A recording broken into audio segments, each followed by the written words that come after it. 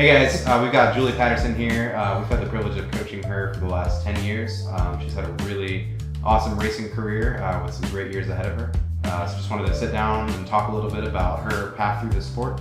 One of the things that we were talking about through this was kind of your work and your life and your training balance. Can you talk a little bit about kind of how that's evolved through your time training?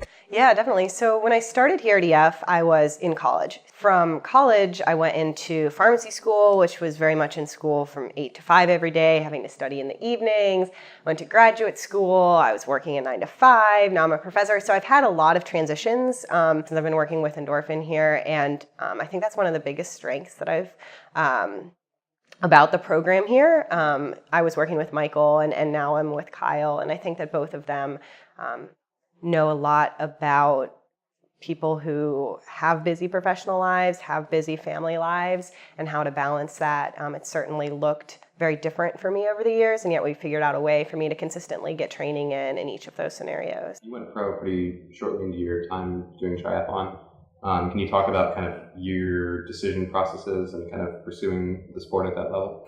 Yeah, so when I started triathlon, I started in the junior ranks. So this was back in 2005, 2006, 2007. The junior program was a lot less formal, I think, than it is now. It's come a long way in the time since then.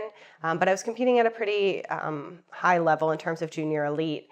Then coming here, running at University of Richmond, getting to know Michael, getting into collegiate triathlon.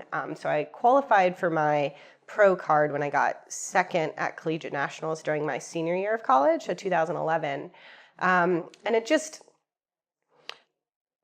seemed like such a good opportunity. It wasn't like a big consideration for me. Am I going to take it or not? It was more just like, hey, this is a really neat opportunity. I'm going to take it and see what I can do.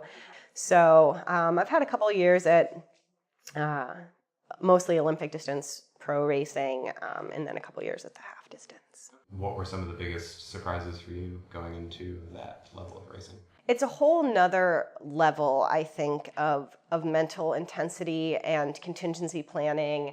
And the pro races, they tend to have smaller fields. And so very quickly you can become a little bit isolated in the race. And that's a very different feeling than it is when I'm in an age group race or in a race with a lot of age groupers who are around the pros, and always being able to key off the energy of somebody else. You don't always have that luxury in pro racing. And so there's a lot of additional kind of mental strategies that you need to use to stay engaged in the race, to stay positive when maybe you don't see anyone around and you're not sure if you're gaining time or losing time.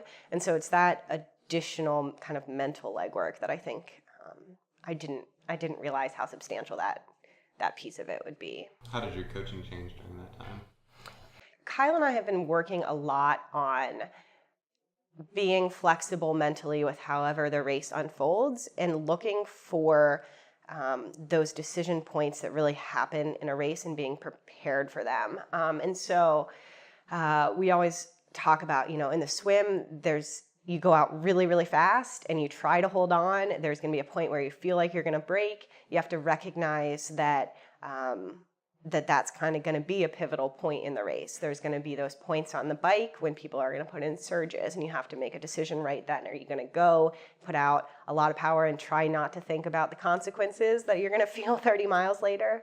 To just always, and to be prepared to step up, but then to also go through mentally that contingency planning of, if my legs don't respond to this surge and I get dropped or I get disconnected from a group, how to regroup mentally. And so we just have a lot more conversations going into races about all of the different ways that the race might unfold, different ways in which I can respond to that. So what are some of your goals over the next couple of years?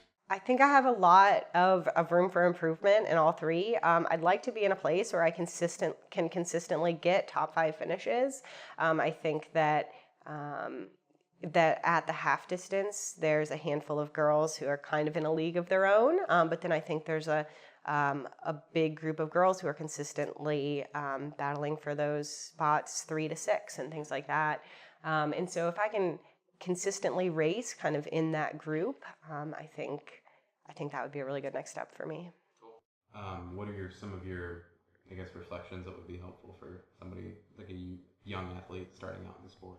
Especially for young athletes, your lives are going to go through a lot of changes in the next 5-10 years. If you're going to be going off to college, you're going to be figuring out what you want to do, you're going to be starting a job. And I think for me, having triathlon be this consistent positive influence in my life, and something that if I don't know what the next step is professionally, that can get overwhelming at times. I'm just going to go for a run, or I have a lot of tests coming up next week, and I want to kind of funnel that energy into a really hard bike workout. And so it's just a healthy, I think, combination of stress release and something that's within your control enough that you can really excel at least at the processes involved, if you can't always control the outcome.